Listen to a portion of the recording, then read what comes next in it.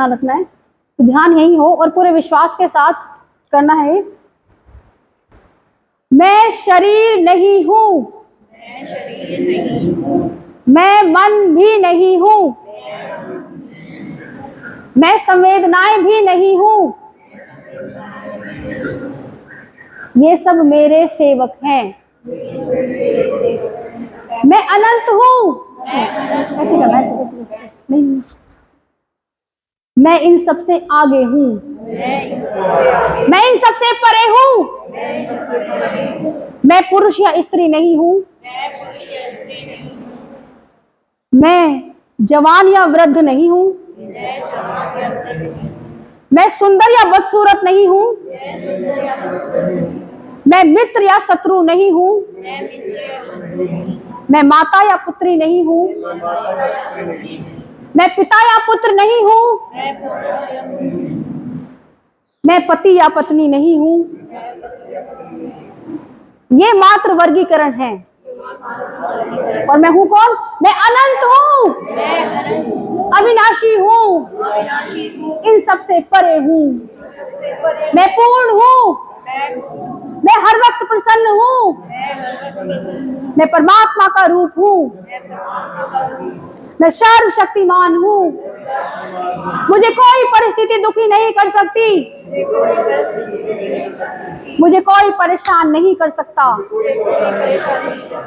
मुझे कोई दुख नहीं दे सकता, मुझे कोई मार नहीं सकता,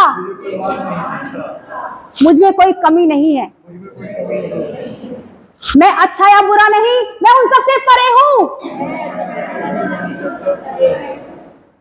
मैं अनंत हूँ, मैं असीमित हूँ, मैं इन सीमाओं से परे हूँ।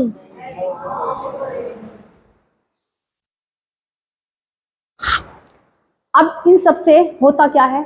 आपको पता है इन सबके लाभ क्या हैं? जब आपको ये पता चल जाए कि आप एक बड़ा ब्रह्मांड का स्रोत हैं और सर्वशक्तिमान हैं, तो आप करोगे क्या? मान लो आपको कोई उल्टा सीधा बोल रहा, गाली दे रहा है ना, तो जब आपको ऐसा लगेगा कि वो गाली तुम्हें दे रहा है, तभी तो तुम रिप्लाई करोगे उस पर। अगर मान लो किसी का नाम प्रिया है ना, उसे कोई गाली दे रहा है, लेकिन वहां पर कोई नीलिमा खड़ी है अलग नाम वाली, तो वो तो रिप्लाई नहीं करेगी ना। समझे मेरी बात को?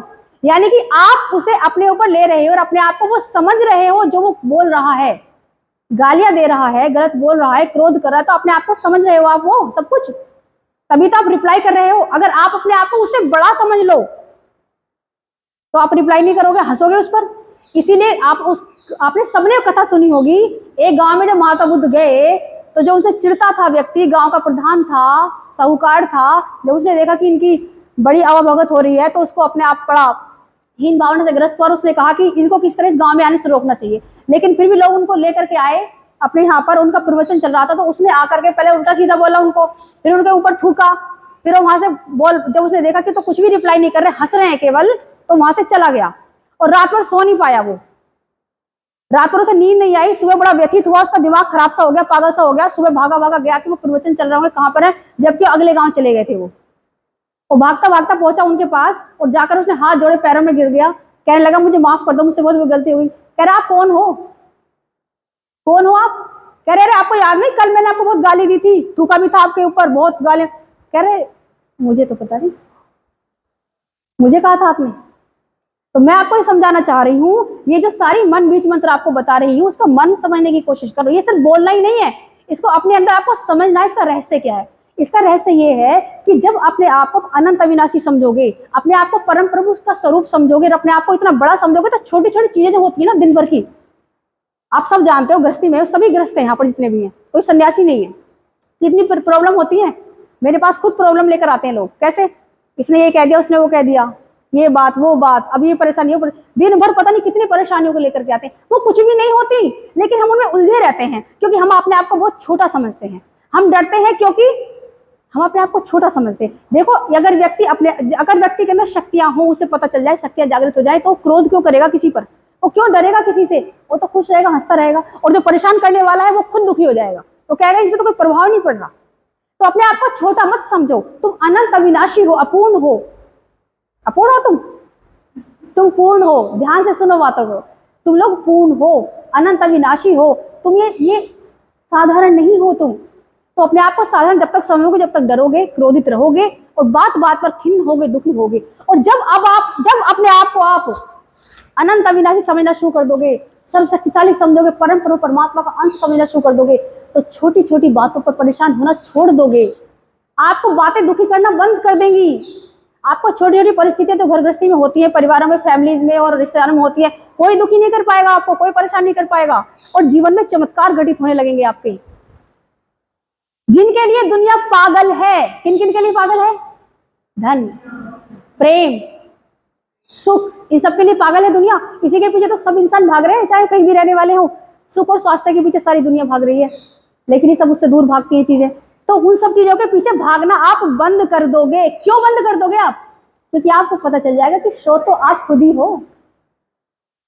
प्रेम के लिए किसी के पीछे भीख मांगने नहीं जाओगे। जब आपको पता चल गया कि आपका प्रेम का स्रोत आपके भीतर ही है, तो क्यों भीख मांगने जाओगे आप? समझे आप बात को?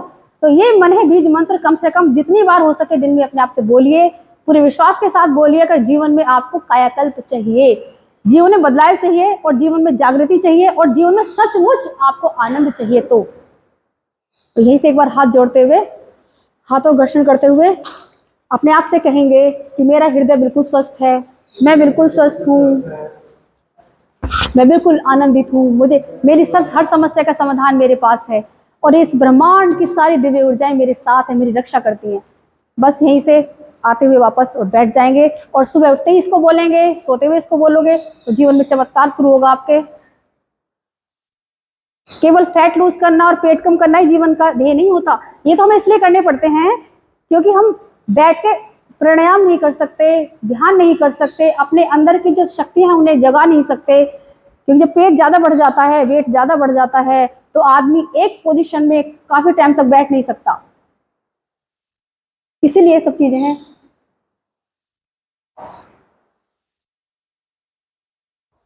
प्लीज 40, हाँ देखती